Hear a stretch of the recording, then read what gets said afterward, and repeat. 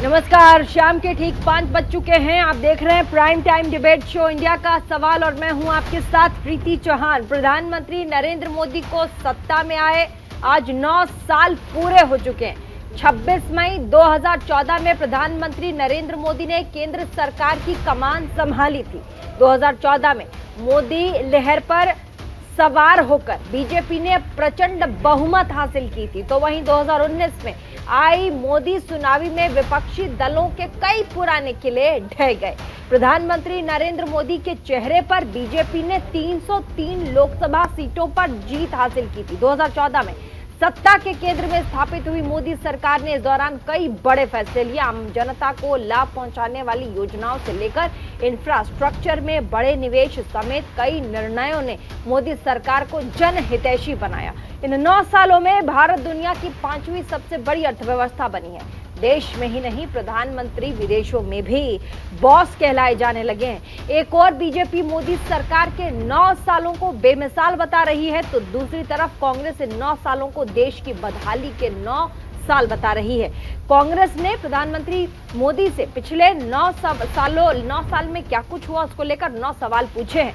सवाल नंबर 1, कांग्रेस का पहला सवाल है कि आखिर देश में महंगाई और बेरोजगारी आसमान क्यों छू रही है। लेफ्ट हैंड साइड में मेरे देख सकते हैं। दूसरा है, ऐसा क्यों है कि पिछले 9 सालों में भी किसानों का जो आय है वो दोगुनी नहीं हो पाई है। ये दूसरा सवाल। तीसरा सवाल पूछते हैं कि अडानी मामले पर जवाब क्यों नहीं मिला। सुरक्षा के मुद्दे पर चीन को क्लीन चिट क्यों दिया गया। बंटवारे के राजनीति को हवा क्यों है। छठा सवाल है, प्रधानमंत्री जातीय जनगणना की मांग को क्यों नजरअंदाज कर रहे हैं। 7वां सवाल है, विपक्षी दलों के खिलाफ बदले की भावना से कार्यवाही की जा रही है। 8वां सवाल है, बजट में कटौती करके मनरेगा जैसे जल कल्याण योजनाओं को भी कमजोर करने की कोशिश प्रधानमंत्री कर रहे हैं। 9वां, कोरोना के दौरान कुप्रबंधन पर यानी कि डिसमैनेजमेंट पर जवाब क्यों नहीं देते। लेकिन इन सब के बीच सवाल यहाँ यह है कि क्या मोदी सरकार किए गए वादे धरातल पर नहीं उतर पाए। क्या मोदी सरकार से जनता वाकई खुश नहीं है।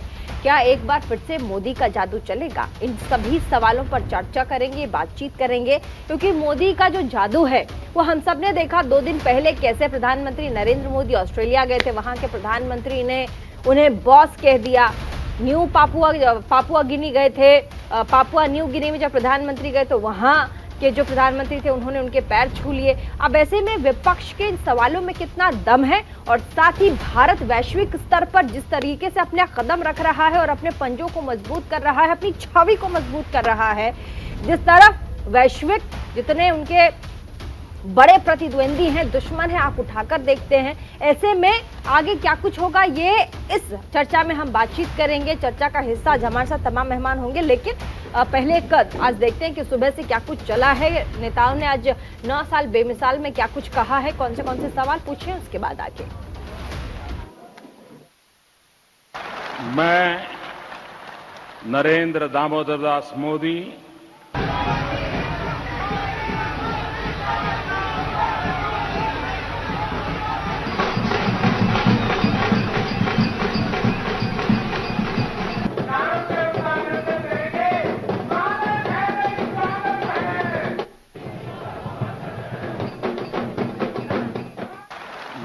भारत ने अपनी साख दिखाई है कि नहीं। ये नरेंद्र मोदी की अगुवाई का ही भारत है जिसने 300 चाइनीज टिकटॉक को बैन किया कि नहीं। वो हिम्मत दिखाई कि नहीं दिखाई। ये भारत ही है जिसने 370 बैन किया, ट्रिपल तलाक बैन किया और आतंकवादियों पर क्या हमला किया। ये नरेंद्र मोदी की सरकार की हिम्मत है कि क्या उरी हो या बालाकोट हो, घर में घुसकर हमला किया और ठंडा किया। और आज मोदी जी के समय सारी सड़कें, क्या अरुणाचल, क्या लद्दाख, क्या कश्मीर, सब बनकर तैयार हैं। सारे पुल बन गए। ये नरेंद्र मोदी सरकार की हिम्मत है। भारत में 36 लाख करोड़ रुपए का सामान एक्सपोर्ट किया गया, 36 लाख करोड़, जबकि 14 में सिर्फ 19 लाख करोड़ था। तो आप देखते हैं करीब करीब दुगना एक्सपोर्ट हुआ है। पहला सवाल हमारा अर्थव्यवस्था से जुड़ा हुआ है।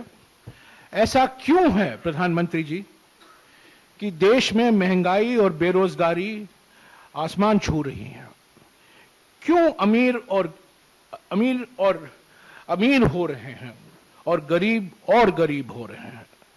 सार्वजनिक संपत्तियों को आप क्यों मित्रों को बेच रहे हैं? आर्थिक विषमताओं क्यों बढ़ रही हैं? ऐसा क्यों है प्रधानमंत्री कि बजट में कटौती करके मनरेगा जैसे जन कल्याण की योजनाओं को कमजोर किया गया है?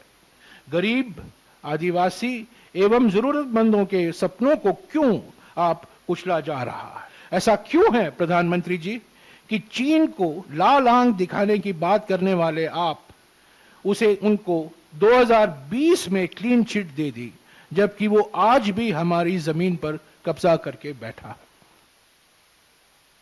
भाजपा की मोदी सरकार के 9 साल पूरे होने पर बहुत निराशापूर्वक कहना पड़ता है कि जो वायदे 2014 में भारतीय जनता पार्टी ने देश के मतदाताओं से किए थे, उनमें से अधिकतर पर वो कसौटी पे फेल हुए हैं। देश में गरीबी बढ़ी है, बेरोजगारी बढ़ी है, क्योंकि जो डॉलर 2014 में 62 रुपए का था, वो डॉलर आज 83 रुपए का है। डॉलर में 21 रुपए की वृद्धि होना ही महंगाई का मूल्यांकन करने के लिए काफी है। भारतीय जनता पार्टी ने भ्रष्टाचार मुक्त प्रशासन देने का वायदा किया था, लेकिन आप देखिए कि कर्नाटक में क्या होता है। वहां पर 40% रिश्वत के कारण वहां की जनता ने भारतीय जनता पार्टी को नकार दिया और वहां उनकी सरकार को नहीं बनने दिया।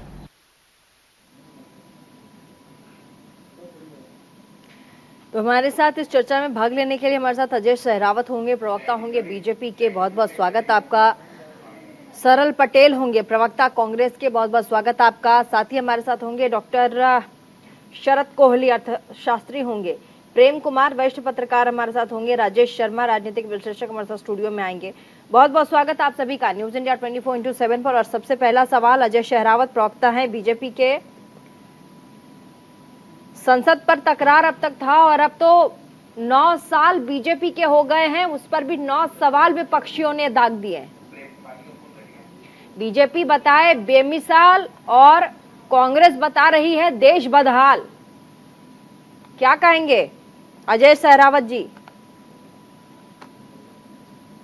बना है और आजाद भारत का जो पार्लियामेंट अपना खुद का पार्लियामेंट है, अब जब कांग्रेस उसका ही विरोध कर रही है, जो भारत के विकास का स्वरूप है, आज उसे देख करके दुनिया गौरवान्वित महसूस कर रही है। और मुझे लगता है क्योंकि वो संविधान का एक ऐसा सम्मान वाला जगह था जहाँ पे पूरे सभी दलों को जाना चाहिए था, उसको विरोध करके कांग्रेस मुझे लगता है अपनी सारी नीति और नियति सब बयान कर रही है। आज तक कांग्रेस को भाजपा का क्या अच्छा लगा है? क्या उन्हें कभी पसंद आया है कि जनधन खाते क्यों खोले जाएं, डायरेक्ट बैंक ट्रांसफर ही क्यों हो, प्रधानमंत्री आवास योजना के लिए कभी उन्होंने अप्रिशिएट किया हो? हाईवेज वो इस्तेमाल करते हैं, रोड वो इस्तेमाल करते हैं। दिल्ली से देहरादून 2 घंटे में पहुंच जाएंगे, दिल्ली से हरिद्वार 2 घंटे में पहुंच जाएंगे, जयपुर मुंबई एक्सप्रेसवे पे गाड़ी वो भी चलाएंगे, लेकिन एक बार भी कभी प्रधानमंत्री जी की तारीफ नहीं करेंगे। अटल टनल योजना के तहत रास्तों पर, इंफ्रा पर हर जगह काम किया गया। अगर आप सिर्फ काम की बात करना चाहते हैं तो काम को ही देख लेते हैं। हमारे देश ने इतना बड़ा पेंडेमिक झेला, जिसके तहत हमने अपनी खुद की मैन्युफैक्चर्ड वैक्सीन का इस्तेमाल किया और पूरी दुनिया को बताया कि भारत कितना सक्षम है और भारत ने कितनी सेफ्टी के साथ उस पूरे कोविड काल को काटा है, जबकि पूरे दुनिया में सारे देशों में त्राहिमाम हो रहा था। उस समय पर भी कांग्रेस अपनी वैक्सीन जो सेल्फ मैन्युफैक्चर्ड वैक्सीन थी, उसको मोडानी वैक्सीन, मोदी वैक्सीन, भगवा वैक्सीन, पता नहीं क्या क्या कह के एक बीमारी के समय पर, एक ऐसी महामारी के समय पर भी भाजपा का विरोध करने पर तुली थी। आज तक कौन सी नीति है? मैं तो कहता हूं आज तक की कौन सी नीति बता दीजिए 9 साल में, जब भारत के विकास पर कांग्रेस खुशी हुई हो या विपक्ष खुश हुआ हो या विपक्ष ने ताली बजाई हो। अरे ये तो वो लोग हैं जब आर्टिकल 370 को एब्रोगेट किया गया तो ये पार्लियामेंट से बाहर वॉकआउट करके चले गए।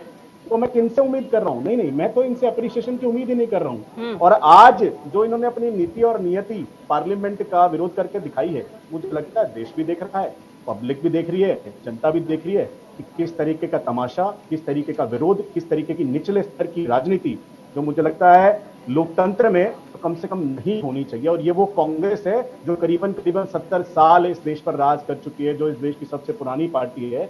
ऐसा व्यवहार, ऐसा गैर जिम्मेदाराना व्यवहार आज हम देख रहे हैं। मैं तो कहता हूं ये 9 साल इस देश के सौभाग्यशाली 9 साल है। इन 9 साल में डायरेक्ट बैंक ट्रांसफर क्या होता है लोगों ने समझा है, आधार कार्ड क्या होता है उसका इस्तेमाल क्या होता है लोगों ने समझा है। तो मैं तो कहता हूं विकास के 9 साल, और यही विकास रथ अब ऐसे ही आगे बढ़ता रहेगा। ठीक है। सरल पटेल, प्रवक्ता कांग्रेस के, आपने सुना अभी अजय सहरावत प्रवक्ता बीजेपी के। सरल जी, अजय कह रहे थे कि जो 9 साल बीते हैं वो भारत के विकास के रहे हैं, और ऐसे में बीजेपी अपने तरफ से बता रही है कि 9 साल बेमिसाल रहे हैं। अब इसमें कांग्रेस को दिखाई पड़ता है कि देश बदहाल हुआ है, ऐसा क्यों? प्रीति जी, जवाब इसका सिंपल है। हाँ। कि 2014 में जो अदानी देश के वेल्दियस्ट, दुनिया के वेल्दियस्ट लोगों में 40वें नंबर पे था, वो इन 9 सालों में नंबर 1 पे हो जाता है। और जो देश के गरीब से गरीब लोग हैं उनकी आय जो है वो 60% से ज्यादा गिर जाती है। जो एलपीजी सिलेंडर 2014 में 350 रुपए का मिल रहा था, 1250 रुपए का मिल रहा है। जो पेट्रोल 50 रुपए लीटर मिल रहा था वो आज 100 रुपए पार कर चुका है। आटा, दूध, हर सेक्टर में महंगाई है।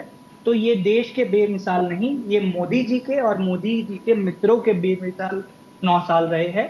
इसमें देश की जनता ने 9 सालों में एक तरह से जो कठिनाइयों का सामना किया है वो अनप्रेसिडेंटेड है।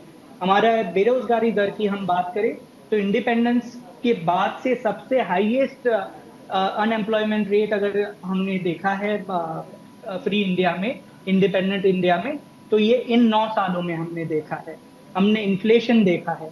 तो ये अजय सहरावत जी और उनकी पार्टी के लिए बेमिसाल 9 साल हो सकते हैं, देश की जनता के लिए ये बेमिसाल नहीं है।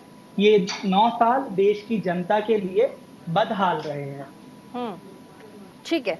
हमारे साथ और भी मेहमान हैं, उनसे भी बातचीत करेंगे, हम आगे बढ़ेंगे। हमारे साथ डॉक्टर शरद कोहली हैं, अर्थशास्त्री हैं। शरद जी, 9 साल बेमिसाल बीजेपी कह रही है और कांग्रेस कह रही है 9 साल बदहाल।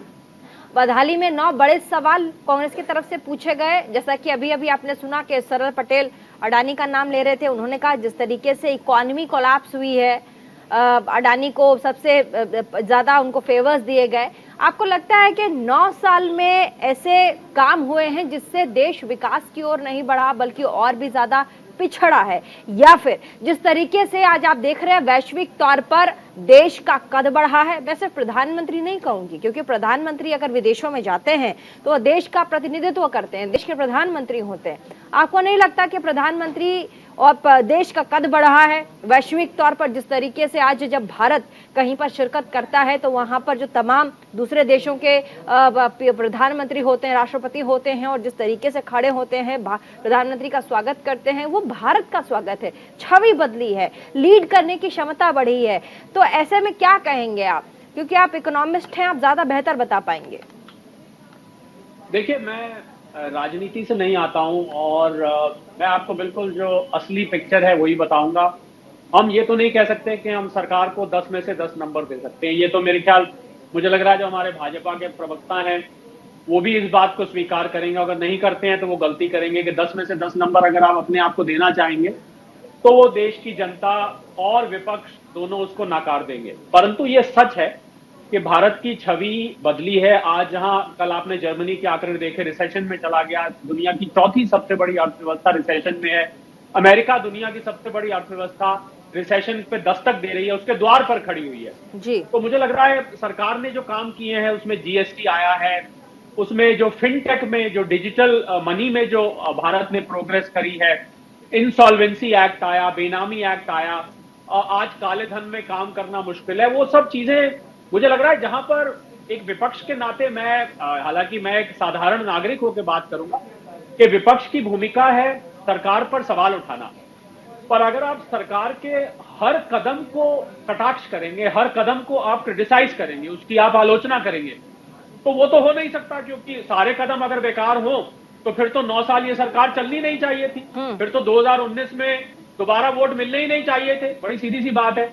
तो हमें, मुझे लग रहा है एक सकारात्मक विपक्ष वो होता है जो देश की जनता की जो पल्स है, जिसको हम नब्ज कहते हैं प्रीति, उस नब्ज को पकड़ के चले। अगर जनता किसी चीज को स्वीकार कर रही है और अगर जनता ये मान रही है कि ये काम सरकार ने अच्छा किया है, तो मैं उसको बोलता हूं सकारात्मक विपक्ष या कंस्ट्रक्टिव ऑपोजिशन करे। अगर हर कदम को नकारा जाएगा, मैं तो ऐसे 20 कदम प्रीति गिनवा सकता हूं जहां पर लोगों को लाभ भी हुआ है, भले ही कड़वी दवाई की तरह लाभ हुआ है। मैं जीएसटी में शुरू में दिक्कतें आई, लोगों को परेशानी हुई, उसमें व्यापारियों को दिक्कत आई, कंप्लायंस में दिक्कत आई, कभी पोर्टल नहीं चलता।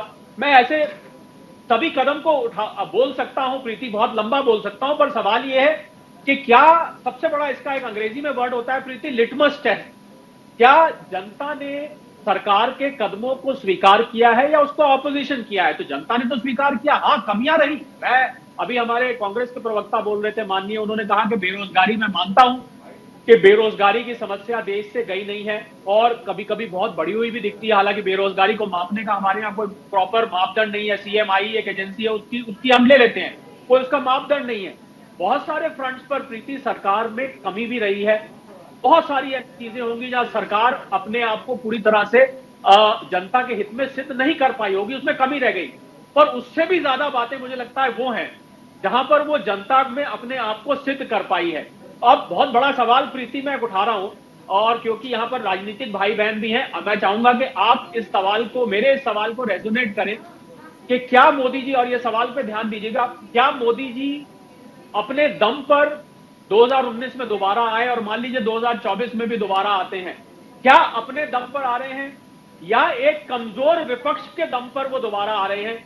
मुझे लग रहा है अगर इस प्रश्न का उत्तर ढूंढ लिया जाए तो इस सारी डिबेट का जो रस है वो निकल के आ जाएगा। इस सवाल तौर पे आर्थिक सवाल प्रीति, आर्थिक तौर पे प्रीति, आखिरी सेंटेंस बोल रहा हूं। ये सच है कि आईएमएफ और वर्ल्ड बैंक जैसी संस्थाओं ने भारत को आज चमकता सितारा बताया है। भारत $3.5 ट्रिलियन की इकोनॉमी हो गई है, 5वीं दुनिया की सबसे बड़ी इकोनॉमी हो गई है।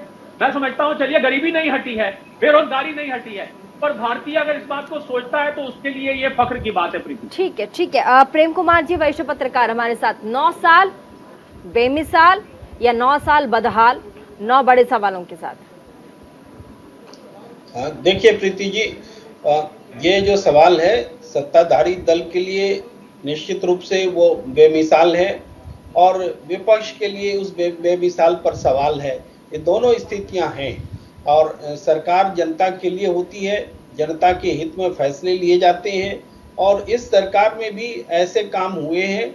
लाभार्थियों का एक बड़ा वर्ग बना है जो जिसको कोई अनदेखी जिसकी नहीं कर सकता, लेकिन इसके बावजूद जो आलोचनाएं हैं उसको स्वीकार करना ये भी प्रवृत्ति सरकार की होनी चाहिए। हमने गैस कनेक्शंस दे दिए 9 करोड़ से ज्यादा, लेकिन अगर 10% लोग उस गैस का कनेक्शन उसमें फिलिंग नहीं करवा पा रहे हैं तो ये इस कनेक्शन का क्या करें। हमने सबके खाते खोल दिए, उन खातों का इस्तेमाल नोटबंदी के दौरान उद्योगपतियों ने आम जनता के कर लिए, तो वो एक पहलू हो गया। लेकिन क्या वास्तव में आम लोगों के उन सामान्य खातों में धन है, जमा धन है? ये भी बड़ा सवाल है। तो इन सवालों के आलोक में उपलब्धियां देखी जानी चाहिए।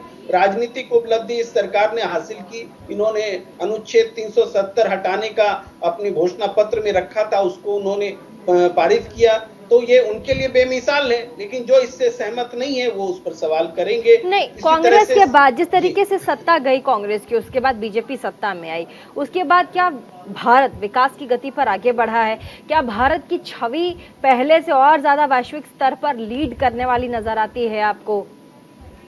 देखिए, 2 बातें आपने पूछी, एक का जवाब ऐसे लीजिए कि 2 से 3 ट्रिलियन होने में भारतीय इकोनॉमी को कितना वक्त लगा और 1 से 2 ट्रिलियन होने में कितना वक्त लगा, आधा से 1 ट्रिलियन होने में कितना वक्त लगा।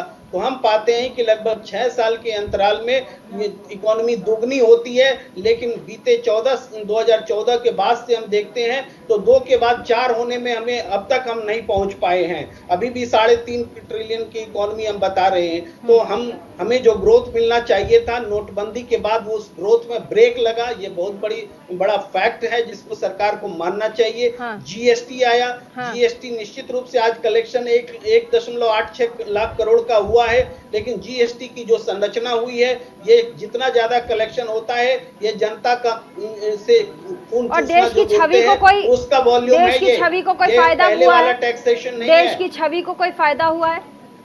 देश की छवि पहले भी उज्जवल थी। पहले हम दक्षिण एशियाई देशों का, गुट निरपेक्ष देशों का नेतृत्व किया करते थे। आज बताइए ना हम किसका नेतृत्व कर रहे हैं? आज तो हम अमेरिका की गोद में बैठे हुए हैं। जो अमेरिका बोल रहा है वो कर रहे हैं।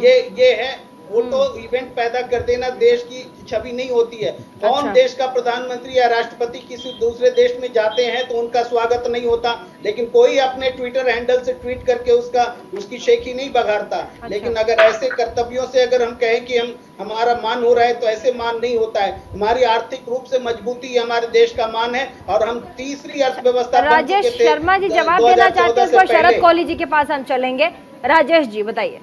देखिए, बेसिकली मैं आपको बताऊं, अभी विश्व में भारत का जादू चल रहा है। हम G20 की लीडरशिप रखे हुए हैं, SCO के हम लीडर बन चुके हैं। आज के दिन ऑस्ट्रेलियन प्राइम मिनिस्टर कहता है कि मोदी इज द बॉस। अगर हम जाके देखते हैं तो बाइडेन चल के आके मिलता। अगर आप पुरानी तस्वीरें भी देख ले, जब राजीव गांधी जी और गए थे तो किस तरीके से हाथ मिला करके उस टाइम के राष्ट्रपति निकलते थे और अब के राष्ट्रपति चल के आके गले मिलते हैं। इनसे चीजों में फर्क तो है। और ये आप अगर यहाँ बैठे हुए कह रहे हो तो गलत कह रहे हो। यूक्रेन में हम जाते हैं तो वहां के लोगों को हम ला सकते हैं, सूडान से हम लोग लाते हैं, हम येमेन से लोग लेके आते हैं, नेपाल में जब अर्थक्वेक होता है हम लोग लेके आते हैं, कोविड में विश्व भर में फंसे हुए भारतीयों को हम लेके आते हैं, करोड़ भारतीयों को।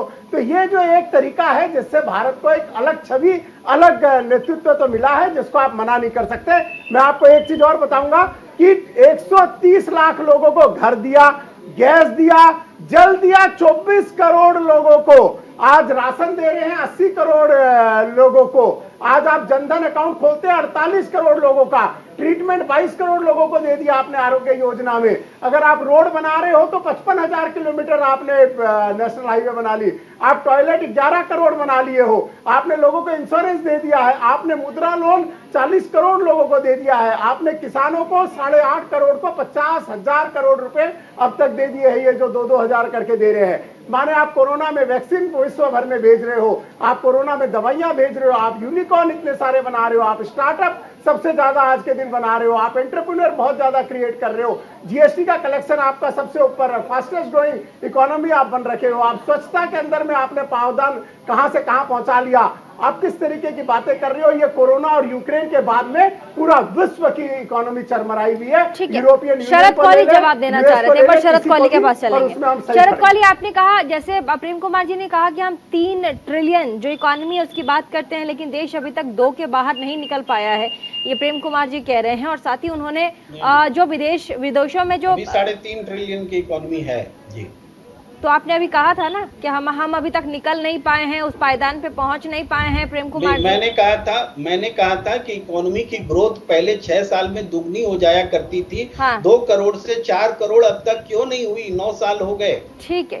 शरद जी और देखिए, प्रेम कुमार जी ने एक बात और कही थी अभी बीच में, मैं सोच रहा हूँ, सॉरी, मैं बात पूरी कर लूं। एक मिनट बस अभी प्रेम कुमार जी एक मिनट। अजय जी एक सेकंड, पहले शरद जी बोल लें, उसके बाद आप हाथ उठा रहे थे। पहले शरद जी हाथ उठा रहे थे, बोलिए शरद जी। देखिए, प्रेम कुमार जी बहुत वरिष्ठ पत्रकार हैं और मैं उनको प्रेम भी बहुत करता हूं। इस बात से मैं इनकार नहीं कर सकता, पर मैं उनकी 2 जानकारी दुरुस्त करना चाहूंगा, सिर्फ दुरुस्त करना चाहूंगा। मैं कोई कटाक्ष या उसको काटना नहीं चाहता।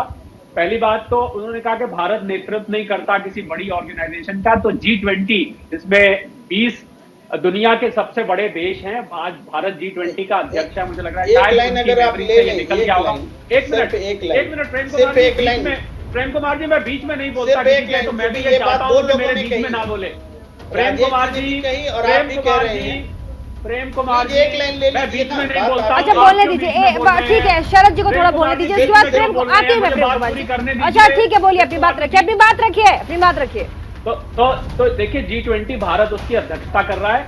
क्वाड 4 देशों का समूह है, भारत 4 का ऐसा है। अब आजकल मैं सिर्फ प्रेम कुमार जी ये कहना चाह रहा था कि आजकल के जो नए संगठन बने हैं, पहले यूनाइटेड नेशंस होता था, मुझे लग रहा है यूनाइटेड नेशंस का जो रेलेवेंस है वो कम होता जा रहा है, क्योंकि ये छोटे छोटे ग्रुप बनते जा रहे हैं, चाहे क्वाड हो, चाहे इस टाइप के ऑकस हो, इस टाइप के ग्रुप बन रहे हैं। तो आज मुझे लग रहा है वो जो नेतृत्व करने का वो है, वो प्रचलन चेंज हो गया। सवाल ये है कि आपको वैश्विक परिप्रेक्ष्य में कितना महत्व मिलता है, मुझे लग रहा है ये ज्यादा। दूसरा, उन्होंने कहा कि 2 ट्रिलियन से 3.5 ट्रिलियन होने में इतना वक्त लगा। मैं ये बताना चाहूंगा 1 ट्रिलियन तो आजादी से लेके और अब तक 1 या 2 ट्रिलियन पहुंच पाए थे हम, तो इसमें तो बल्कि और हमने 2 बड़ी आपदाओं का सामना किया है, कोविड और रशिया यूक्रेन वॉर। आज कल जर्मनी के प्रीति आंकड़े आए और जर्मनी रिसेशन में चला गया। अमेरिका भी टेक्निकली मैं आपको बता दूं रिसेशन में, वो खाली दिखा रहे हैं कि हम इस टाइम पॉजिटिव है, असल में रिसेशन में। और 142 करोड़ का देश जहां पर गरीबी अभी भी है, जहां पर बेरोजगारी अभी भी है, मैं इससे इनकार नहीं करता हूं। नहीं, प्रेम कुमार जी कह रहे हैं, ठीक है, आपने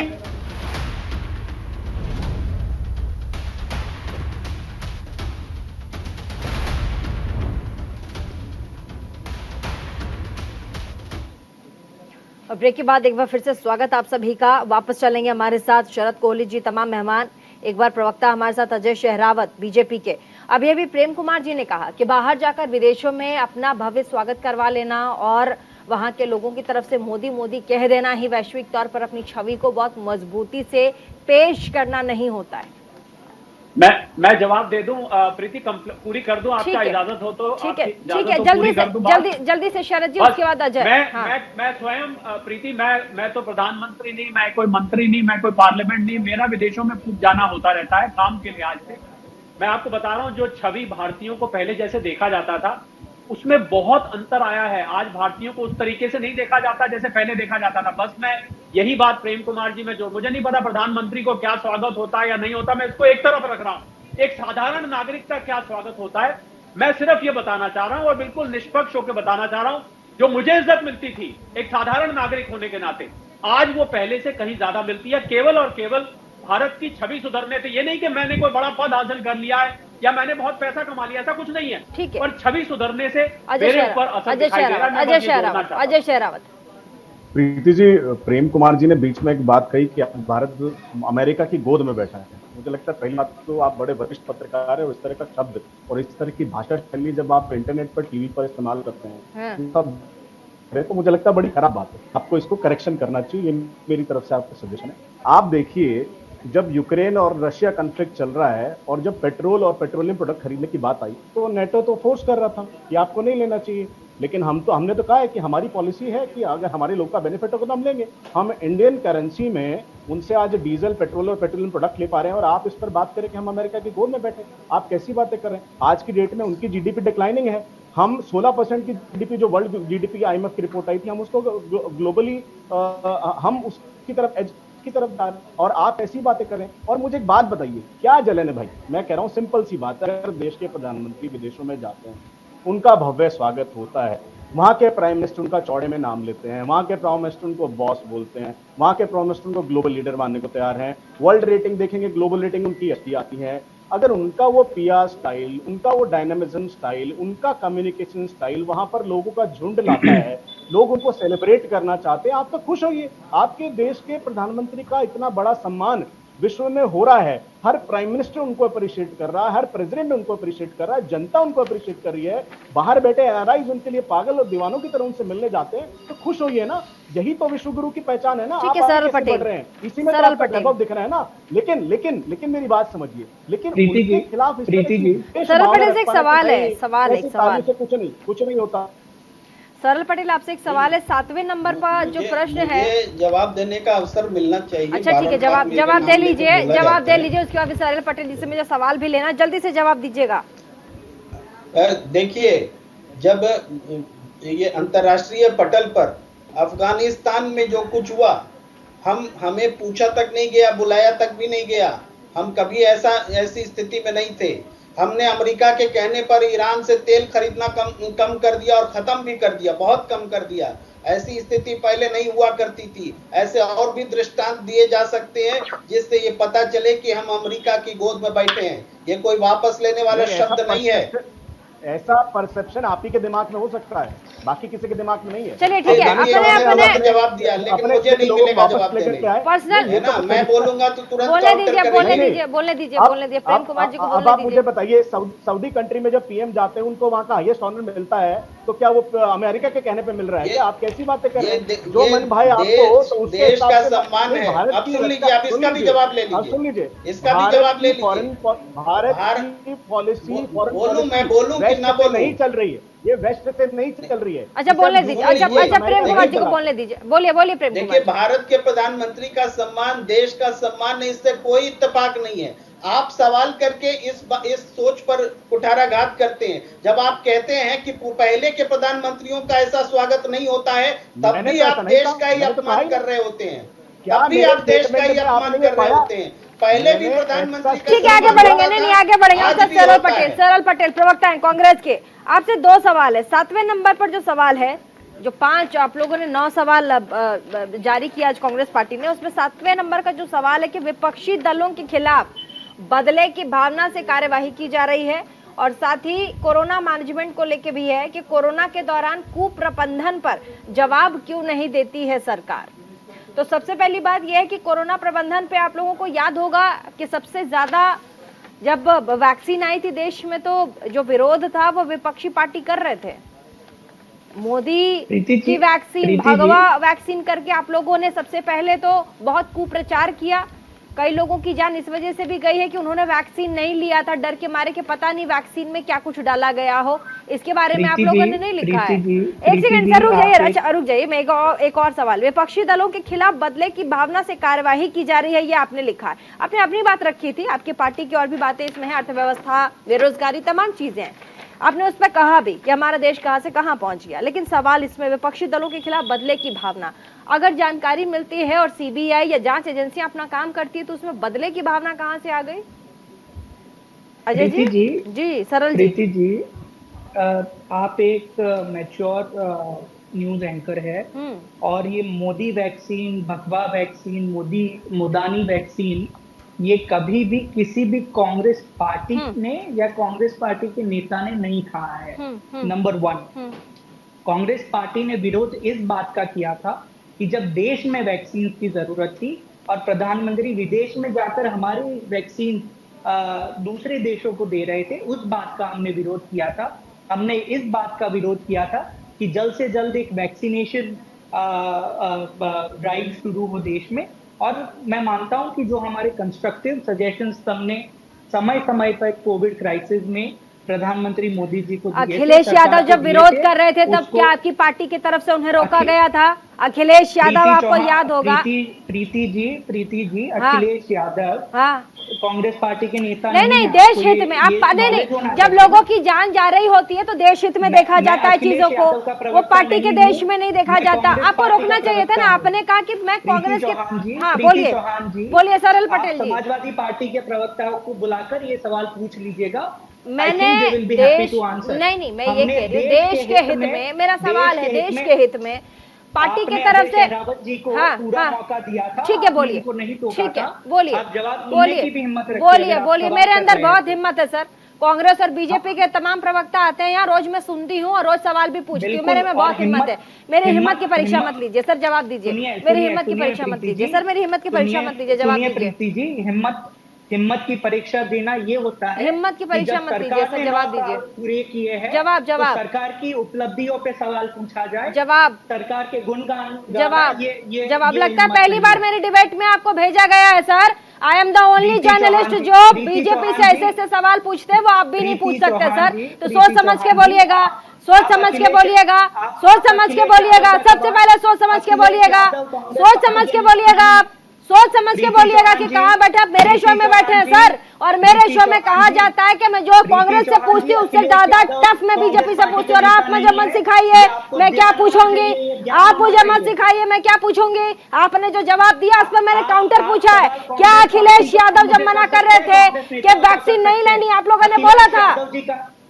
तो आप मेरी पत्रकारिता और मेरे क्वालिफिकेशन पे सवाल मत उठाइए, जवाब दीजिए। आप कोई उठा नहीं रहा है, कांग्रेस के लीडर जवाब देने दीजिए। नहीं, सरल पटेल को बोलने दीजिए, सरल पटेल को बोलने दीजिए, जवाब दीजिए। नंबर 1, राजेश शर्मा जी ने कहा कि देश के लोगों को एक कॉन्फ्लिक्ट जोन से वापस लाया जाता है, ये भी देश की उपलब्धियां है।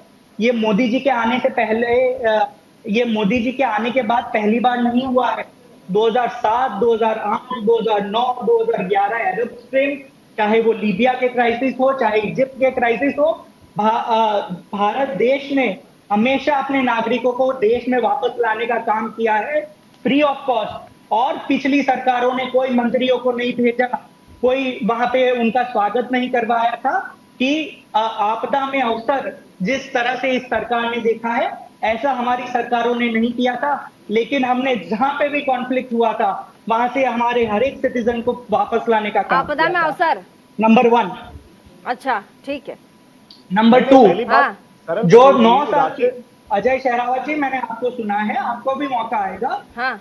नंबर 1। नंबर 2, जब 9 साल की बातें हो रही है तो ये भी बात होनी चाहिए कि ईस्टर्न लद्दाख में 65 में से 30 पेट्रोलिंग पॉइंट पे आज हमारी सेना गश्त नहीं कर सकती है, क्योंकि प्रधानमंत्री मोदी ने ऑल पार्टी मीटिंग में कहा है कि ना चीन से कोई अग्रेशन हुआ है, ना चीन से कोई आया है, लेकिन 30 पेट्रोलिंग पॉइंट ईस्टर्न लद्दाख के आज हमारी सेना गश्त नहीं कर सकती है। ये प्रधानमंत्री मोदी की, भारतीय जनता पार्टी की ये वीकनेस को दिखाता है कि उन्होंने देश के इंटरेस्ट को नहीं देखा और उनके जो पर्सनल इंटरेस्ट है वो देश के इंटरेस्ट पे रखने का काम किया है। और जब हम G20 की बात करते हैं, लास्ट बात, तो G20 में भारत का हिस्सा पहली बार कब हुआ, इस पे भी जरा चर्चा कर लीजिए।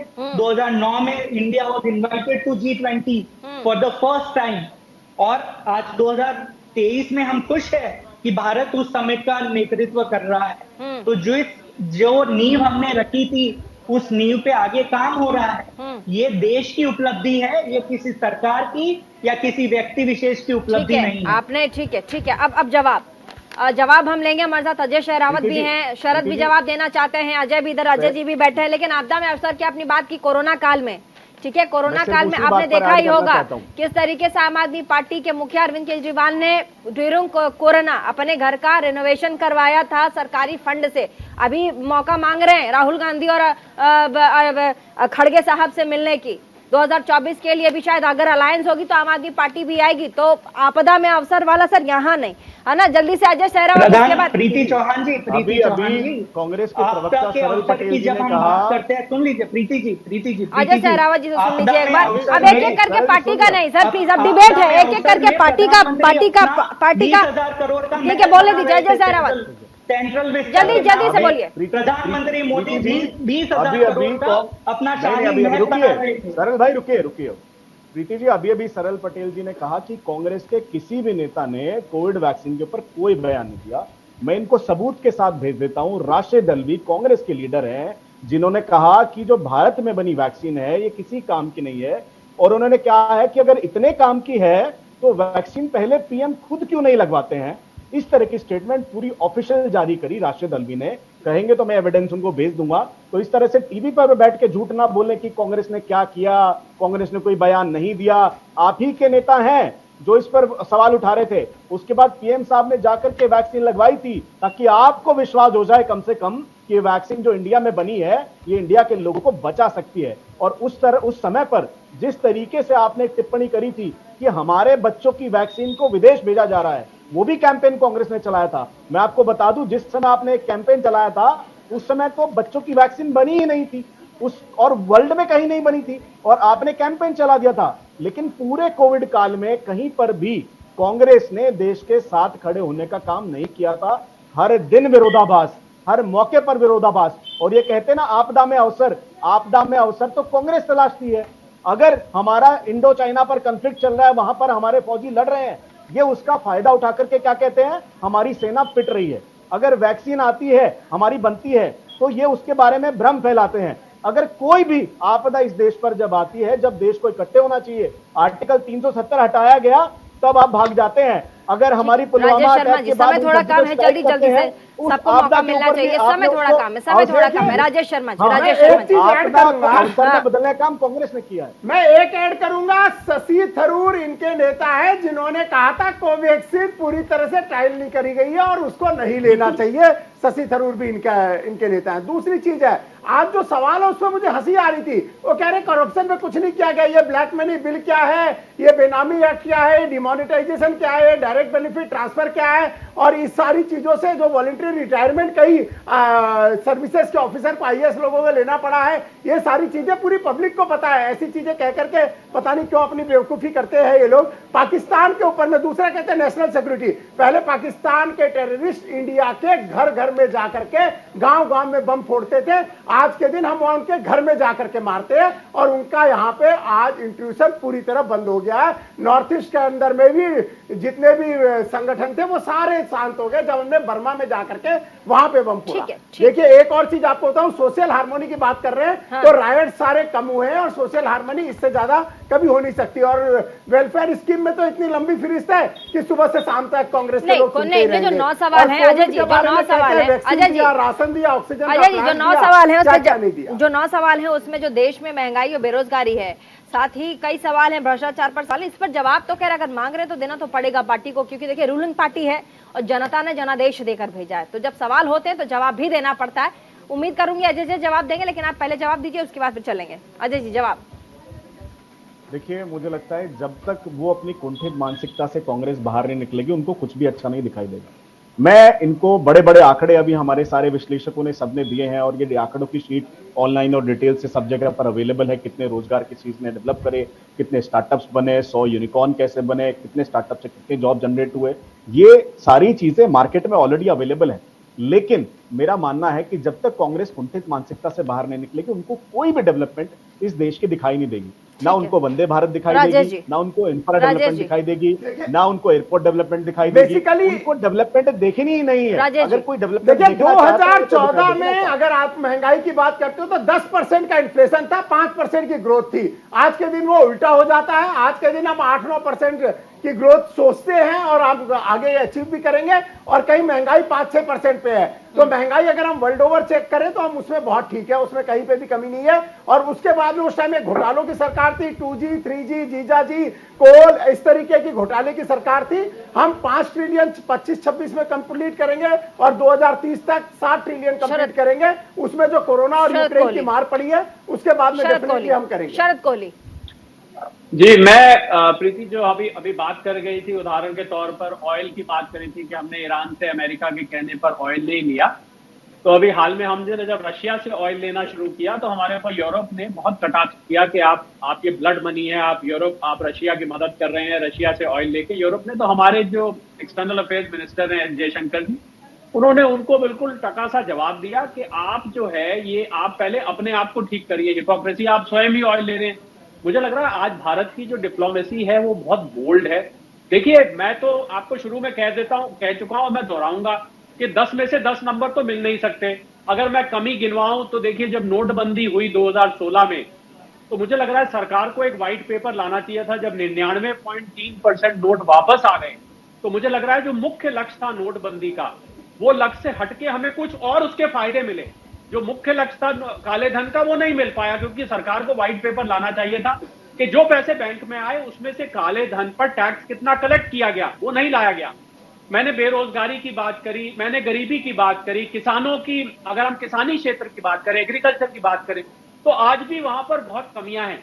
तो मैं कहना प्रीति मेन बात ये चाह रहा था कि हमारा जो विपक्ष है, अगर वो सरकार ने जहां पर कमियां करी हैं अगर उनको उठाकर सवाल उठाएगा, मुझे लग रहा है विपक्ष को वोट भी ज्यादा मिलेगा और उनकी बात सुनी भी ज्यादा जाएगी। अगर वो खाली opposition for the sake of opposition करेंगे, अभी क्या होता है, खाली आपको ऑपोजिशन करनी है क्योंकि सरकार की हर बात को गाली देनी है, हर बात को, चाहे वो पार्लियामेंट की बिल्डिंग हो, चाहे वो अच्छा कदम हो, बुरा कदम हो, सबको गाली। तो अगर सबको गाली दी जाएगी तो क्या होता है, लोग बात सुनना बंद कर देते हैं। और मैं पते की बात कर रहा हूँ, राजेश मेरे बड़े अच्छे मित्र हैं, अगर आप सुनना बंद कर देंगे तो उनको वोट भी नहीं मिलेंगे। बहुत अहम सवाल, बहुत अहम सवाल, एक बार पूछ भी लेते हैं हम लोग प्रवक्ता कांग्रेस के सरल पटेल जी। जैसा कि शरद कोहली कह रहे हैं कि आप अगर हर चीज पर खामियां निकालेंगे, हर चीज पर कमियां निकालेंगे तो एक पॉइंट ऑफ ऐसा आएगा जहां पर लोग फिर सुनना बंद कर देंगे। जैसे उन्होंने कहा कि संसद का मुद्दा हो गया या फिर और भी अच्छी चीजें जो उनको भी अगर आप लेट गो करेंगे, उन्हें नजरअंदाज करेंगे और उस पर भी खामियां निकालेंगे और कहेंगे सब बुरा है, सब बुरा है, तो लोग फिर भरोसा नहीं करेंगे, बात नहीं सुनेंगे कि ये सही नहीं कह रहे। प्रीति जी, पिछले 9 वर्षों में हमारे 155 एमपी, हमारे एमपीज को 155 बार सस्पेंड किया जा चुका है संसद में। तो जब हम कंस्ट्रक्टिव बात करते हैं संसद में तो वो सुनने के लिए सरकार तैयार नहीं है। एक कन्वेंशन होता है पार्लियामेंट का कि डेप्यूटी स्पीकर होगा हाउस का, जो विपक्षी पार्टियां तय करती है। ये सालों से हमारा एक कन्वेंशन चला है। पिछले 4 सालों से हमारे एक डेप्यूटी स्पीकर नहीं है लोकसभा में। तो सरकार जो है वो सुनना ही नहीं चाहती है। सरकार हर कंस्ट्रक्टिव क्रिटिसिज्म को भी, एक कंस्ट्रक्टिव सजेशन को भी वो अपनी आलोचना लेकर वो एक witch hunt, political witch hunt चला रहे हैं। तो ये सरकार को इंट्रोस्पेक्ट करना होगा कि सरकार सिर्फ उनकी पार्टी की नहीं है, सरकार पूरे देश की है और देश की हर पार्टी, हर वर्ग और हर लोगों की आवाज सुन के उनको डिसीजन लेना होगा। तो सरकार को सुनने की क्षमता कल्टीवेट करनी होगी। ठीक है प्रेम कुमार जी, सरकार को लोगों की सुननी पड़ेगी, लेकिन यहाँ शरद जी और बातें कह रहे हैं। वो कह रहे हैं कि विपक्ष इस वक्त जिस मोड में नजर आता है वो है कि सब चीज में खामियां और सारी चीजें बुरी है। तो ऐसे में लोग धीरे धीरे करके विपक्ष को सुनना बंद कर देंगे। प्रीति जी, ये सवाल अपने आप में ही ये अटेंशन खोजता है कि सारी नसीहत विपक्ष को ही है ना, सत्ता पक्ष के लिए कोई नसीहत नहीं है। सारी नसीहत मैं तो नसीहत सिर्फ आपको वोट मिले इसलिए कह रहा हूँ कि आपको वोट मिले, बस। ठीक है, शुक्रिया शुक्रिया शुक्रिया। शरद तो कोहली जी, मुझे हमें नहीं, वोट मिले करना मैं किसी पार्टी से तो हूँ नहीं जो मुझे वोट लेने जाना है, वोट मांगना है। तो मैं कह रहा हूँ, अभी थोड़ी देर पहले वैक्सीन पर बात हो रही थी, शशि थरूर का जिक्र आया, राशिद अल्वी का जिक्र आया, लेकिन याद कीजिए इन लोगों ने कब बयान दिया था, जब कोवैक्सीन और कोविशील्ड के प्रमुखों ने एक दूसरे के वैक्सीन को पानी बताया। कोविशील्ड वालों ने कोवैक्सीन को पानी बताया। जनता भ्रम में पड़ गई कि ये बनाने वाले खुद ही अपने वैक्सीन को पानी बोल रहे। तब देश में वो बयान आ रहे थे। इस पर नहीं बोला जाएगा, सच्चाई सामने रखनी चाहिए थी। जब केंद्र सरकार को वैक्सीन का पूरा अपने हाथ में लेना था, उन्होंने स्टेट गवर्नमेंट्स पर छोड़ दिया कि आप लोग खरीदो। जब वैश्विक कंपनियों ने कहा कि नहीं, हम केंद्र सरकार से बात करेंगे, अलग अलग कंपनियों से बात नहीं करेंगे, ये गलत है, ये गलत है, गलत। आप झूठ बोल रहे हैं बैठ करके, गलत है। क्या बात कर रहे हैं, क्या बात कर रहे हैं अजय सहरावत जी? स्टेट गवर्नमेंट पहले सेंटर के पास था, स्टेट गवर्नमेंट ने मांगा, जब स्टेट गवर्नमेंट हैंडल नहीं कर पाई तो वापस सेंटर ने लिया। अरविंद केजरीवाल का स्टेटमेंट आप देखिएगा कि सेंटर आप हमें देगा, हम संभालेंगे। कंपनियों से बात कीजिए और परचेज कीजिए। नहीं, जब स्टेट गवर्नमेंट जो है, जब उसको नहीं खरीद पाई, जब वैक्सीन कंपनियों ने, वैश्विक कंपनियों ने कहा कि मैं केंद्र सरकार से बात करूंगा, तो केंद्र सरकार ने वापस लिया वो फैसला। ये झूठ है, ये बात झूठ है। कैसे कह रहे हैं अजय सहरावत जी? अजय सहरावत, प्रेम कुमार जी, केजरीवाल जी का भी कॉन्फ्लिक्ट दिल्ली के अंदर यही था। मैं दिल्ली का बाशिंदा हूं। जब सेंटर पाइंग कर रही थी तब तो स्टेट ने कहा नहीं जी हम कर लेंगे, अपनी मैनेजमेंट हम कर लेंगे, हम ऑक्सीजन भी खरीद लेंगे, हम वैक्सीन भी खरीद लेंगे, हम अपनी डिटेलिंग खुद कर लेंगे। जब उन्हें संभालने के लिए दिया गया और कोर्टों से फटकार पड़ने में लगी स्टेट गवर्नमेंटों को, तब सारी स्टेट गवर्नमेंट ने हाथ उठा दिए कि ना तो हम ऑक्सीजन खरीद पा रहे हैं, ना हम वैक्सीन खरीद पा रहे हैं, ना उसका मैनेजमेंट करवा रहे हैं। उसके बाद वो 12 सेंटर के पास जाता है। इस पर आप हाईकोर्ट की टिप्पणी भी पढ़ लीजिएगा, जब केजरीवाल जी को दिल्ली में इसी बात के लिए डांट पड़ी थी। तो मुझे लगता है इस तरीके से स्टेटमेंट ना दे। भाई साहब, देखिए एक चीज आज आपको बता दूं कि अगर हम यहाँ पे नई संसद के बारे में, आज सुप्रीम कोर्ट ने कह दिया कि एग्जीक्यूटिव हेड प्राइम मिनिस्टर है, उसके बाद भी ये कांग्रेस के लोग फिर भी उसका विरोध कर रहे हैं, ये गलत बात है। दूसरा, अडानी के ऊपर में ये कांग्रेस के लोगों के स्टेटमेंट के बाद में अडानी के शेयर गिरे, एसबीआई के शेयर गिरे, एलआईसी के शेयर गिरे और देश के लाखों करोड़ों जितने भी शेयर होल्डर थे उनको नुकसान इस कांग्रेस और ओपोजिशन ने पहुंचाया। वो आज के दिन खुश है कि कांग्रेस, जब सुप्रीम कोर्ट की रिपोर्ट आई, फिर से शेयर के रेट बढ़ने लग गए और उनको एक राहत की सांस मिल रही है, जो उन लोगों के साथ छल ये कांग्रेसियों ने और बाकी लोगों ने किया और उन लोगों को लूटा। ये जो शेयर के रेट गिरे सिर्फ आपके स्टेटमेंट पे गिरे क्योंकि आप किसी को टारगेट करना चाहते थे और आप देश की जनता को बर्बाद करना चाहते थे और हिंडनबर्ग का साथ देना चाहते थे। फाइनल कोर्ट के फटकार के बाद भी आप लोग ऐसी बात। फाइनल कमेंट की तरफ जाएंगे। फाइनल कमेंट शुरुआत करेंगे शरद कोहली जी से। देखिए, फाइनल कमेंट प्रीति मेरा यही है कि हम जहां 2014 से लेके आज तक देखें तो देश ने आर्थिक अगर $3.5 ट्रिलियन अगर है तो ये लोगों को मिला के बनती है, ये कोई सरकार की $3.5 ट्रिलियन नहीं है जो देश की 142 करोड़ जनता है उसमें इसको बांट दिया, ये उसमें बटी हुई होती है। तो मुझे लग रहा है जहां देश ने तरक्की करी है हमें वहां पर तारीफ करनी चाहिए, जहां देश को मान मिला है हमें वहां तारीफ करनी चाहिए, और जहां कमी रही है सरकार की नीतियों में, जहां सरकार की नीतियां कहीं गलत रही हैं, हमें उनको उठाकर उन पर सवाल उठाना चाहिए। 10 में से 10 को काटना नहीं चाहिए, नहीं तो मैं तो मुझे तो वोट नहीं मिल रहा, मैं तो सरल जी को सरलता से वोट मिल जाए इस बात की सलाह दे रहा हूं। ठीक है सरल पटेल जी, फाइनल कमेंट। सरलता से सलाह दे रहे हैं, सरलता से ले भी लीजिए। सरलता से मेरी सलाह सभी को यही होगी कि जब सरकार 9 साल पूरे करती है तो सरकार की रिपोर्ट कार्ड पे बात होनी चाहिए। यही प्रधानमंत्री मोदी 2014 में जो सेट ऑफ 10 वादे करके आए थे, उन्होंने कहा था कि 2 करोड़ जॉब हम हर साल में उत्पन्न करेंगे। आप पूरे 9 साल में 2 करोड़ जॉब क्रिएट नहीं कर पाए हैं, तो सरकार से सवाल उस पर होना चाहिए। प्रधानमंत्री मोदी ने 2016 में कहा कि 2022 तक हम किसानों की आय दोगुनी करने का काम करेंगे। आज हम 2023 में है, क्या किसानों की आय दोगुना हुई है कि क्या किसानों की आत्महत्या दोगुनी हुई है? इस पे भी चर्चा होनी चाहिए। तो सरकार को अपना रिपोर्ट कार्ड देना चाहिए और सरकार को अपनी जो उपलब्धियां हैं वो गिनवानी चाहिए। ठीक है, कुछ एक उपलब्धि हो सकती है, समय नहीं है ज्यादा। Prem Kumar ji final comment. जी मैं कहता हूं कि आंकड़ों की विश्वसनीयता बहाल होनी चाहिए। 40 करोड़ लोगों को अगर मुद्रा योजना से लाभान्वित कर दिया गया तब तो इतने लोग रोजगार में खड़े हो चुके होंगे, 40 करोड़ लोग तो रोजगार में आ चुके होंगे, लेकिन ये आंकड़ों में कहीं दिखता नहीं है। ऐसे ही सवाल और भी मुद्दों पर किए जा सकते हैं। आंकड़ों की विश्वसनीयता बहुत बड़ी बात है, वरना हमने 11 करोड़ घर बना दिए और 10 करोड़ बना दिए, ये पुष्टि कैसे होगी, ये इसकी भी जरूरत है। Ajay Sherawat final comment.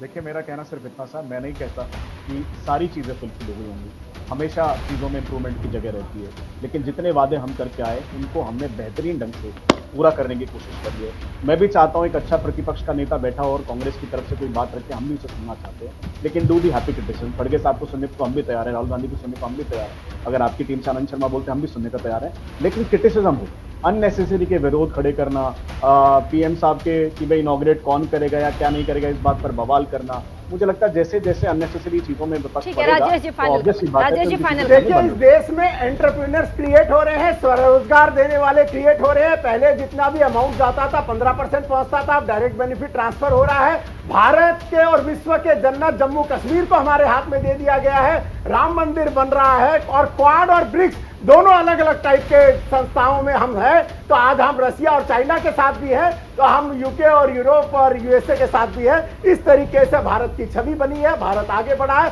भारत का एक्सपोर्ट अगर मैं लूँ तो 2.7 टाइम्स बढ़ गया है। भारत की अगर हम लोगों की इनकम लूँ तो वो भी 2.5 गुना बढ़ गई है। तो कोई भी ऐसी चीज नहीं है जिसके अंदर में भारत ने तरक्की नहीं करी है। इसी तरह से भारत आगे बढ़ता रहेगा। बहुत बहुत शुक्रिया तमाम मेहमान हमारे साथ इस डिबेट में। और साथ ही आपने देखा 9 साल बेमिसाल प्रधानमंत्री के, उसको लेकर के कांग्रेस में जबरदस्त रोष है, सियासत है, 9 बड़े सवाल पूछे गए हैं। इन सब के बीच 28 तारीख को नए संसद भवन का उद्घाटन भी होना है।